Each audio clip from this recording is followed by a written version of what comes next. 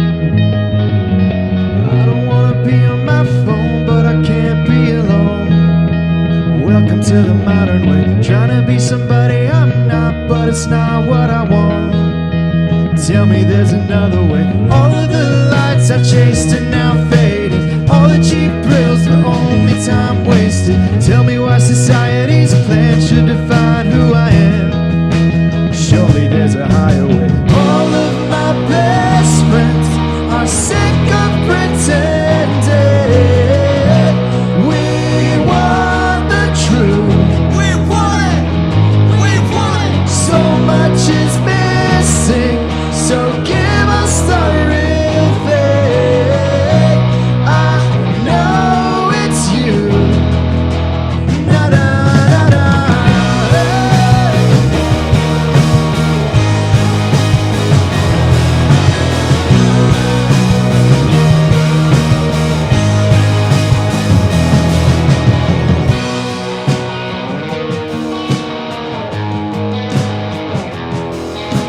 I don't want a stereotype to decide who I am.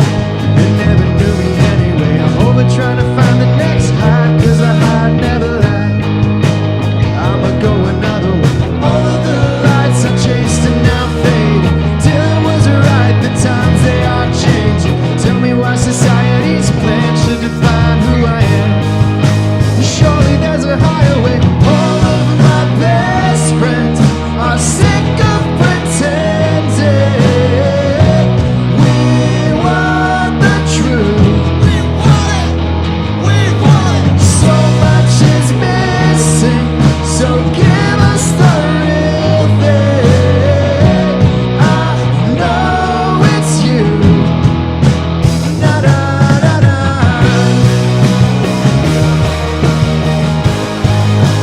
Na na na na.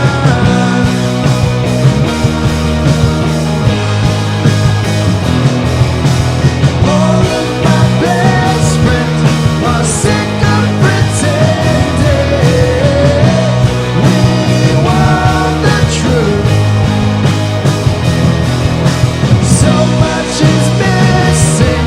So give us the real thing. I know it's you. I know. All of my best friends are sick of pretending. We want the truth. So much is missing. So give us the real thing. I know it's you. I know it's you. Man, thank y'all for singing with us this morning. Y'all can go ahead and be seated. Good morning, and welcome to The Quest. My name is Amanda, and we're so honored that you're here worshiping with us. For those of you who are joining us online, we're so grateful that you chose The Quest Church to worship with this morning. You're joining us in the middle of a great series called Friending. When you came in, you should have received a worship guide. Inside that worship guide, you'll find some message notes, some upcoming events, as well as a communication card. So if everyone will take out that communication card, please. If you'll write your name, your phone number, any updated information, partners, please share with us there. However, if this is your first or even second time with us this morning, we'd love for you to share as much information as you feel comfortable, but we would like to know how you heard about the Quest. And so if you'll mark that at the bottom. On the back side of that card, you'll find some next steps that will be referred to later, as well as a place for prayer requests. Our team will be praying for you this week and over these cards on any prayers that are mentioned there. If you would like for those to be a little bit more private or confidential, you'll just mark the confidential box, and only our gathering pastors will be praying for you this week. For those of you who are joining us online, you can also submit your prayer requests through the prayer button right there on the main page. At the end of the worship gathering, you're going to take this card and you're going to drop it in our .com box, which stands for donations, commitments, and communications. And you can find two as you exit on your way out downstairs this morning. And we also have one up in the foyer. If you're prepared to give today, you can place your offering in the envelope that's located in the middle of your table and also drop it in the .com box. Or you can give online or via text, and all of that information is there on the screen. Finally, if this is your first time with us this morning or even second time, we'd love for you to leave with a special gift, a free gift. We have an information wall that has books, Bibles, any of those items. Please take as a thank you for spending your Sunday morning with us. Enjoy the service. I'm going to kick it back over to the band.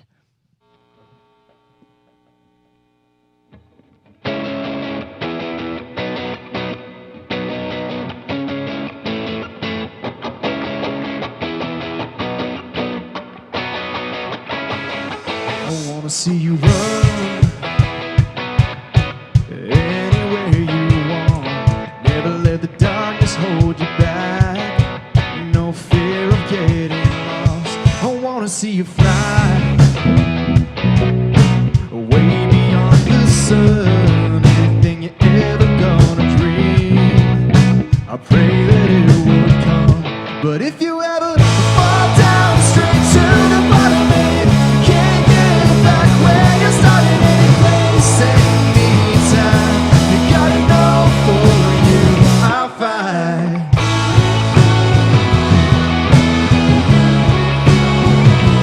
Where you wanna go, I'd love to take you there. Wish that I could make the road easy. I wish the life was fair.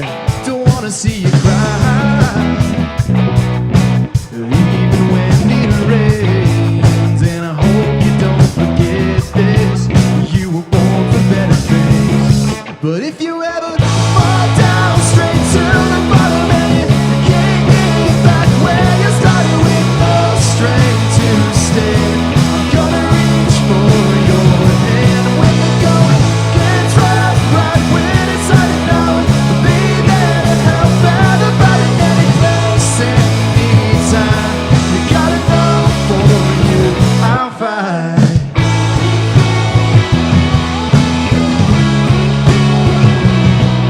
Any place, any time. You gotta know for you I'll fight. And anywhere you go, you're gonna find me. No matter what you need, if you ever fall down and you can't get back, if you lose your strength to stay, if you ever fall down straight to the bottom and you can't get back where you started with no strength to stay, I'm gonna reach for your hand when the going gets rough, right when it's hard to know. We'll be there to help everybody, any place, any time. You gotta know for you I'll fight.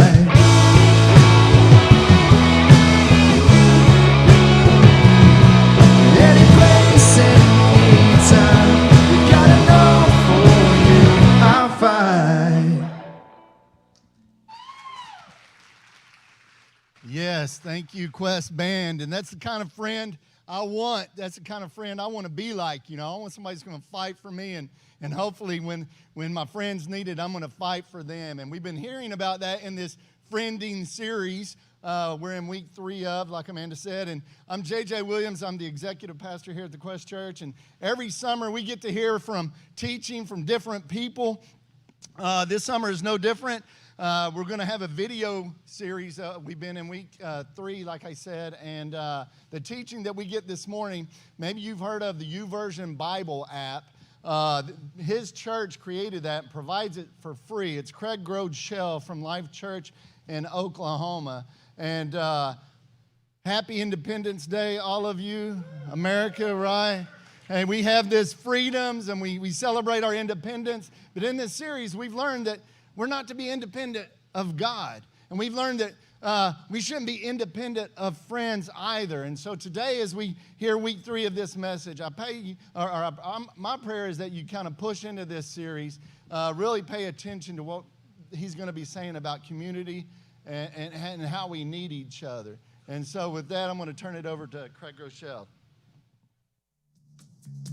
Okay, so let's get started. Are you a good cook, and would you be willing to supply food every week? Do you have a swimming pool? We're looking for a place to have our life group. Craig says every group has an odd person. Do you think you qualify to be our odd person, and why? Well, it's a great honor to have all of you with us today at all of our life churches and our partnering network churches. And those of you in countries all over the world on the other side of computer screens right now, you are a part of our family at Church Online. And today we're in the third week of a 4-week message series called Friending. I want to dive right in today and start with our key thought and our key verse that we will visit again and again in this series. The key thought for our series is this: you show me your friends and I'll show you your future. You show me your friends and I will show you your future, because you will become like those you spend the most time with. In fact, Solomon, thousands of years ago, said it this way.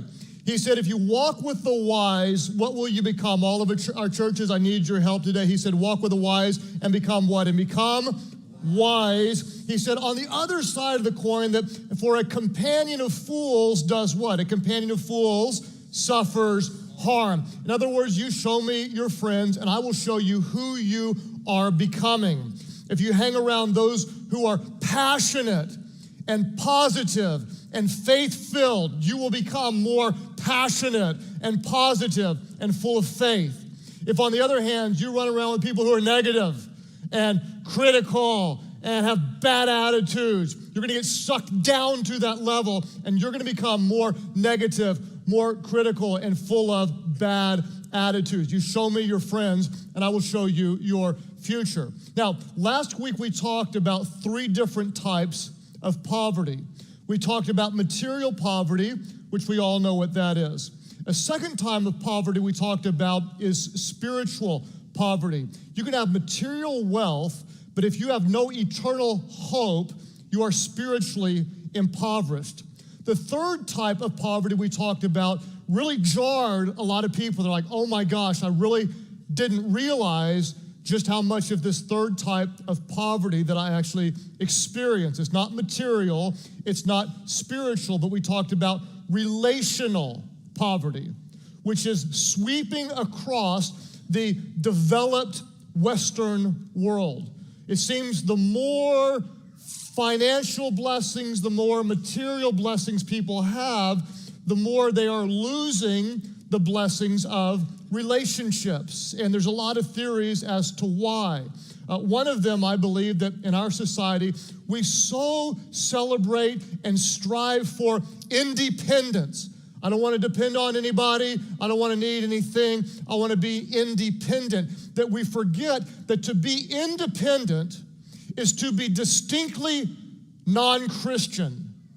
Because God did not create us to be independent, but instead to be dependent on Him and on the people in His family. Jesus died for us and loves the church, and we together are to serve one another, love one another, exhort one another, lift and love one another. To be independent is really to be distinctly non-Christian.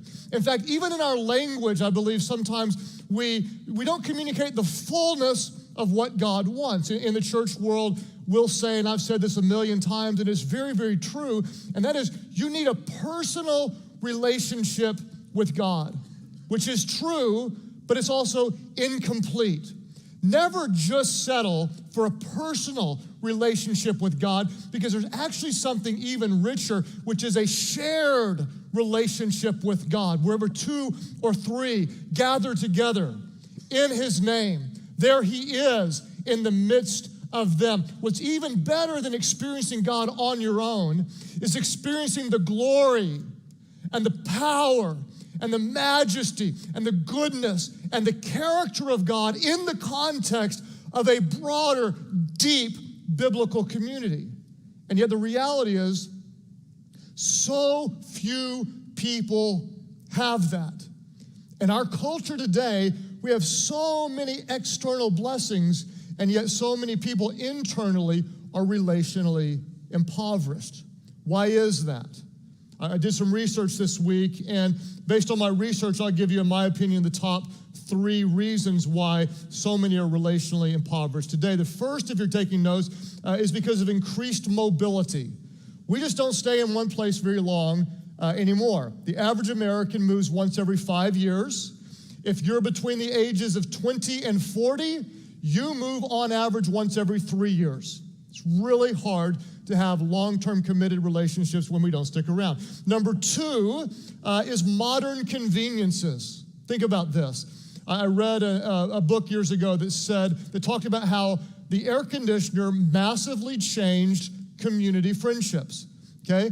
Before the air conditioner, where did people hang out at their houses in the evening time? Anybody remember? They'd hang out in the front yard, outside, right? Because it was cooler outside, okay? Everybody say, hey, how you doing? And you get to know your neighbors. Air conditioning came, and what happened? We're inside. Next modern convenience that changed neighborhood relationships was the attached garage. Some of you will remember it. If you look at older homes, there's detached garages. When they're attached, and with the invention of the garage door opener, now you don't have to ever wave at your neighbors. You can pull right up to your bat cave, push a button, open the door, pull in, and shut it, and you can live in the same neighborhood for years and never have to even talk to the people next to you. Modern conveniences. There's also now, I know a lot of you are too young to know what I'm talking about, but the answering machine changed everything. Those of you who are like my age or older, do you remember that to find out who was calling, what you had to do? This is stunning to those who are younger. To find out who was calling, get ready for this, you actually had to answer the phone. Like, I know it's crazy. I go, wow, really? Yes, you did. And then the answer machine came, and suddenly you could screen your calls. You have to wait there and listen. Beep. Hello, Craig, I'm calling. Oh, I'm not talking to them. And you could distance yourself. And the list goes on and on and on and on. In fact, one of the more recent developments that's really changing society is the increase of individualized forms of entertainment. Individualized forms of entertainment. Think about it. Those of you who are kind of like my generation and older, back in the day when we were growing up, how did we play and entertain ourselves as kids? What would you do? You go outside, and who would you play with? People. Kids. I know, crazy. Now, what's more normal? Stay inside and play on your iPad or with your own video game, and there's not nearly as much social interaction. The third big challenge that's impacting relationships is the rise of social media, which we've acknowledged has tremendous blessings. I use different forms and see great benefit from them. But at the same time, it's not just the same as face-to-face contact. And what one article said, it was a stunning line that just really grabbed my attention. The author said that social media is creating an epidemic of deferred loneliness. An epidemic of deferred loneliness. Think about it. You feel a little bit lonely, so you want to you post something on Facebook, or you upload a picture on Instagram, or you tweet something, and then generally speaking, you get almost immediate feedback. Someone likes it. Oh, yes. Oh. Someone says, you look so good in your selfie. Oh, yes, I do. Looks so good. And you get this immediate feedback. The problem is, you know internally how little it takes to double click on a picture on Instagram and keep on scrolling. And so it doesn't alleviate or eliminate the loneliness. What it does is it just defers it. It defers it. And so many of us were going through life with 400 Facebook friends, and yet no one we could call if we really needed to talk and reveal our hearts. And we got so many other blessings, and yet internally, deep down, when we're silent enough to think about it, we actually believe something's not working. We think something's missing, something's wrong, something is not as it should be. Last week we decided that it might not just be something that's missing, but it might be someone that's missing. This week, I want to say to you, it might not just be someone that's missing, but it could be a group of someones. And our key thought for today, if you're taking notes, is this. You might be one community away from changing the course of your destiny. You might be one group of strong, committed believers that you do life with together in the highs and in the lows. Those who lift you, pray for you, encourage you, and always have your back. You might honestly be one community away from changing your future family, from changing future generations, from changing your ability to make a difference in this world. You may be one community away from changing the course of your destiny. In fact, I did an interview recently, and the interviewer asked me this question. I thought it was a great question. He said, if there's one contributing factor to your general success, maybe who your family is or what you've been able to do in ministry, what will be the greatest contributing factor?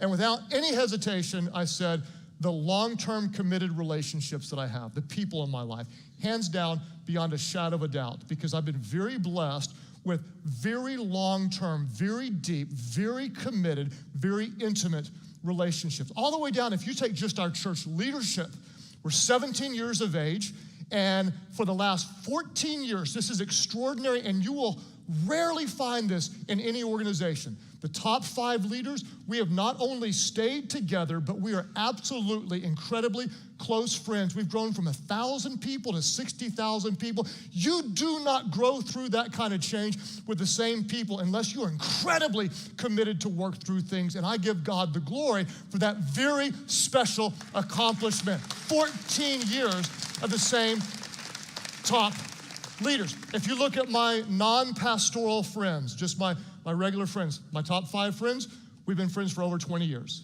Every single one, over 20 years. Some of us much longer than that, doing life together. But even more so, the real key beyond anything, I believe, is a group of people, a deep community that over a decade ago, Amy and I, along with 8 other families, a total of 9 of us, just got together and said, you know what? We're like-minded, we have the same values, we're gonna do life together. We're all homeschool families, and so we wanted to give our children a community to grow up in where we could help parent one another, where we could be there for one another, where we could share in the good times and hurt together and minister to one another in the bad times. In fact, I want to just show you a couple of pictures. This was last week. One of the family members just built a new home after saving for years. This was us praying and dedicating the home. Then here are a few of the kids. There's over 50 some odd in total because homeschoolers don't know about birth control and they like to have sex. And so that's a lot of the kids, although like 3 of mine aren't even there. And this was just last week, and this is a group that we've been doing life together with for well over a decade. In fact, I made just a short list in my notes of some of the things that we've done together as a group over the years. We've done more projects than you can imagine. We've remodeled each other's homes. We've helped landscape yards. We've cleaned up after storms a bunch of times because of where we live. We have given money to send others on mission trips when they couldn't afford it. We have given cars when one family couldn't afford a car. Probably 5 or 6 cars over the years we've given to those who were in need.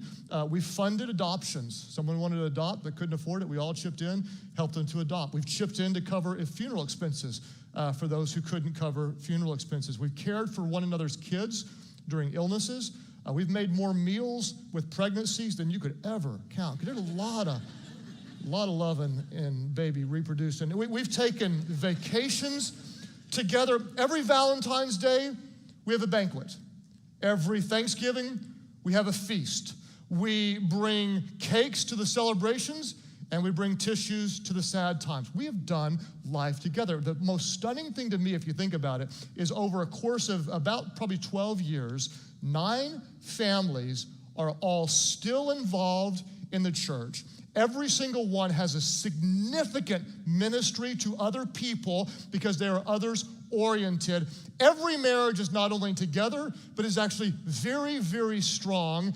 And I'm not going to celebrate too early because we still have a lot of kids to raise, but I will tell you this with all integrity, of over 50 some odd children in our community, every single last one of them are currently serving God in a very age-appropriate way. I don't know if you want to clap at any time, but I think that is incredibly extraordinary and special, and it did not happen by accident. What we have is a modern-day reflection of a first century New Testament community that you can read about. No more powerful place in history than recorded in Acts chapter 2, verse 42 and following. It said, these New Testament believers, they devoted themselves. It wasn't a half-hearted thing. It was an all-in, devoted themselves to the apostles' teaching and to fellowship, to the breaking of bread and to prayer. In other words, it was community centered around Christ. It wasn't centered around soccer or around a neighborhood association.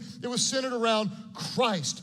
Everyone was filled with awe, and many wonders and signs were performed by the apostles. All the believers, don't miss this, were together, and they had everything in common. You want to see love? Here's love. They sold property and possessions to give to anyone who had need. In other words, you're in our family, you don't go without, because we're family and we cover family. And that's exactly what we try to do today. Every day, verse 46, they continued to meet together in the temple courts, a picture of the church. They broke bread in their homes, a picture of the life group. And they ate together with glad and sincere hearts. You may be one community away from changing the course of your destiny. But I promise you, you don't just stumble into, by accident, a community like this. You create it with the love of Christ in an intentional way as believers come together. So what I want to do is, because I know you want it and you need it, give you 3 qualities of great Christian communities. Are you ready for this? All of our church, are you ready? Give me the love if you're ready. I need to know if you are ready. I've been preaching all weekend long, and I need a little bit of love because I like when you're with me. 3 qualities. The first one, if you're taking notes, is this. We have refrigerator rights. This is exciting. We have refrigerator rights. Think about this. If someone from my group comes over, they do not knock on the door because they're family, they just come in. If they want something in my refrigerator, they do not have to ask. Because family, what I have is yours, what you have is mine. Think about how weird it would be, though, if we didn't know each other well and you invited me to your house. We would probably hang out in the living room for a while because that's where you hang out when you don't know each other real well. My house, you sit your butt up on the countertop if you're in the community. Okay, if we're hanging out there and I'm like, we're having a good time, and I say, hey, excuse me for a second, walk into your kitchen, open up your refrigerator, and start digging around, you're probably gonna scratch your head. What's he doing? Make myself a sandwich, grab some fruit, come back in and sit down, say, oh, I should have asked, did you want anything while I was up? Okay? You probably won't say anything right there, but later on when you're talking to your friends, like, you're not going to believe what Pastor Craig did at our house. He just got up and helped himself to a bologna sandwich from the refrigerator. The reason that would be weird is because we do not have the intimacy and the trust and the depth of our relationship for me to have that right to do that without permission. But when you're family, you do. In fact, this is what they had in Acts chapter 2, verse 44. All the believers were together, and they had everything in common. We are such family that anything I have is yours. I would ask you this. Think about it. How many people outside your family have refrigerator rights in your life? Or think about it this way. How many other people outside your family do you have refrigerator rights in their life? I would say to you, if you tell me 2, 3, or 4, you do not have all that God wants you to have. You are relationally impoverished and don't even know it. Because God doesn't want us just to have a personal relationship with Him, but a shared relationship in a broader community where we're doing life together. If you ask me how many people have refrigerator rights to my home, outside of the 9 families, there's probably another 5 more. You add up all their kids, there's probably 75 or so, okay? Honest to goodness truth. But I will tell you, it wasn't always that way. And you need to hear me on this. It wasn't always that way. Early in our marriage and ministry, we had almost no close friends. And one of the reasons is, back when I was in seminary, I had a professor who taught us that you must always guard what he called the pastor's mystique. And he said, you can't be friends with the normal people because they need to see you as being above the man of God so they can receive from you. And so early on, we guarded the pastor's mystique. We weren't friends with the normal people, but guess what? It didn't work because the problem is he didn't realize we were normal people. And normal people need each other. So we just kind of decided we're not always going to be Pastor Craig and Amy. Sometimes we're just going to be Craig and Amy, and we're going to open up our home, and we're going to take risks, and we're going to love and be loved, and sometimes we'll be hurt, and sometimes we're going to disappoint people, but the risk of not having that is far greater than the risk of having it. We must have that because that is how God created us, to depend on him and to depend on each other. We have refrigerator rights. The second thing, if you're taking notes, is this. What is the quality of great communities? We also all have flawed feet. We all have flawed feet. Some more flawed than others. Okay, I fall in the more flawed category. But my wife, Amy, says that I have socially unacceptable feet. That's what she says. They're about this long, and half of them are toes, okay? I can type 110 words a minute with my toes.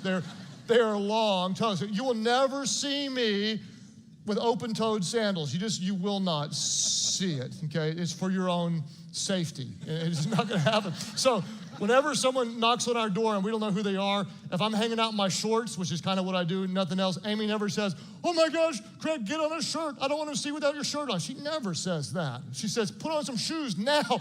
Don't let them see your feet, okay? We all have flawed feet.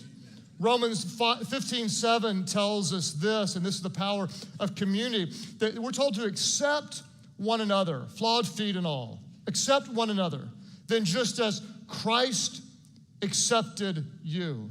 And when we're accepted and loved in the context of a community, Paul actually says this brings praise to God. Isn't that great? When we love one another, this brings praise to God. Now, I bragged on my group of friends a moment ago, and I told you all the great things about them. What I didn't tell you is that they all have flawed feet, every single one of them. All my close friends, they have very flawed feet. In fact, I'm just going to be real transparent about some of the flaws in our group. There have been more than one time that another guy in the group has opened up and said, I'm really struggling with lust and looking at things I shouldn't be looking at. Flawed feet. And we've held one another accountable, and we've prayed for one another and helped them grow through those battles. More than one time, one of us has lost our way and drifted from the family, pursuing some things that don't matter as much.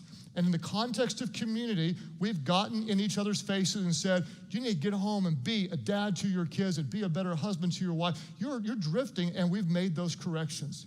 There's been more than one time when one or two wives didn't even like their husbands. Sick of him, I don't like the way he's treating me. And we have encouraged one another and prayed for one another and helped take a marriage that could have failed and helped it to become strong again. I told you all of our children are serving God, and they are, but there are some times when we've had challenges with our children. And we had another mom in our community make a significant investment into the lives of one of my daughters. And I've had the honor of making significant investments into the sons of some of the others from this group. And it's amazing what happens when there's a challenge with a kid. And it's not just our challenge, but it's a community challenge where we together are going to pray and support one another into a better place. And I'll be real honest. There have been times where we just didn't really like everybody in the group. Sometimes we get on each other's nerves. I mean, it's a spiritual principle. You get 9 women together over an extended period, and something's going to break down. Don't look at me like I'm not telling the truth. This is a principle. well, she looked at me funny, and no, you know, right? And then she says something to her, you can't talk to my wife that way, and then it's a challenge. But guess what didn't happen? Let me tell you what didn't happen. Nobody left the group. Nobody left the church. Well, bless God, if a Christian's gonna act like that, I'm leaving this stupid church. None of them are Christian, none of them, especially Pastor Craig, because he leads the church. Okay? Nobody did that. Great thing about Life Church in many of our communities is you can get mad and you can leave your campus and go to another one. You can leave your church, but you don't have to. It's kind of a cool thing. Now, those of you in Fort Worth or Albany, you can't do that yet, but hang on, there'll come a day. Okay? Nobody left. Here's what happened is, since we were family, we stayed together. And when we were wrong, we owned it and apologized. And when we were wronged, we chose to forgive and work through it. And we became more like Christ because we stayed involved in his church, okay? We all have flawed feet. In fact, in Scripture, anytime there was someone who was crippled, who was born with a defect, some kind of challenge, people would say, oh, it's because of sin. They'd always blame, oh, there must be sin. And that's what they would say. And so any type of crippled body part, they'd say is sin. Well, there's an amazing story in the Old Testament about a guy named Mephibosheth who had an accident and he was lame in his feet. And so society rejected him. But the king had mercy on him and showed love to him because of another relationship. And there's a powerful verse in 2 Samuel 9:13. And Mephibosheth lived in Jerusalem because he always ate where? He always ate at the king's table. And then it goes on to say he was what? He was lame in both feet. Don't miss the power of this, okay? All of society rejected him, but a king accepted him. And he always ate at the king's table, and he was lame in both feet. You know what? We all have crippled feet, but when you're at the king's table, guess what you don't see? You don't see the feet because it's covered by the table of the king. I don't know if you find the power in that, but we all come with our flawed feet, and we pull up to the table of the Lord, the King of Kings, and we dine together and love each other, even though we have flawed feet. Someone ought to cheer for that, because to be accepted in that way is to bring praise to God. We have refrigerator rights. We all have flawed feet. And since we have unusual metaphors today, we might as well stick with it. And the third one is this: we fight lions. A great quality of Christian communities is together we fight lions. 1 Peter 5:8 tells us to be alert and of sober mind, because your enemy, the devil, prowls around like a what? All of our churches, let's say this, like a roaring lion. What is he doing? He's looking for someone to devour. Now, don't miss the connection between Satan, the lion, and the cat family. I just want you to see how Satan is connected to cats. It's a very direct link, and you can find it everywhere in life if you look for it. So it's connected to cats, okay? So anyway, that's a side point. But we do have a spiritual enemy who wants to devour, to pick you off, to steal, kill, and destroy everything that matters to the heart of God. Now, I want to show you a quick video clip, which really is a great picture of how we stand together as Christians. It's got a little water buffalo in it, so we'll go ahead and watch this. This is a shortened version of one you can look at on YouTube. The lions they're crouching because that's what they're doing, and they're gonna attack. Uh-oh, run, Forrest, run. And so he runs. Here comes the lions. Let's get this big one. Nope, he's too big. Let's find a little one. We'll take the most vulnerable one. And the lion picks off the baby into the water. Now watch as all the lions, we're going to attack this guy, because that's what's going to happen. Satan's going to attack your family, try to pick off a kid, maybe you, and there he is. He's vulnerable, but do not worry, he's going to live, because the lions didn't realize that water buffalo stick together. Hey, little pussycat, you mess with one, you mess with all of us, and you don't mess with one, because we're a community, and you know what we do? We fight lions. Run, cat, run. Get out of here. You don't mess with us. Wow! Ah! Take that, you stupid cat! Get out of here, you stupid cat! Get the heck out of here! because we stick together. You want some more? You want some more? Don't mess with us because we outnumber you. And one by one, they run off the lions, and the little water buffalo lived to eat another day. Ladies and gentlemen, if water buffaloes can stick together like that, don't you think the church of the Lord Jesus Christ can?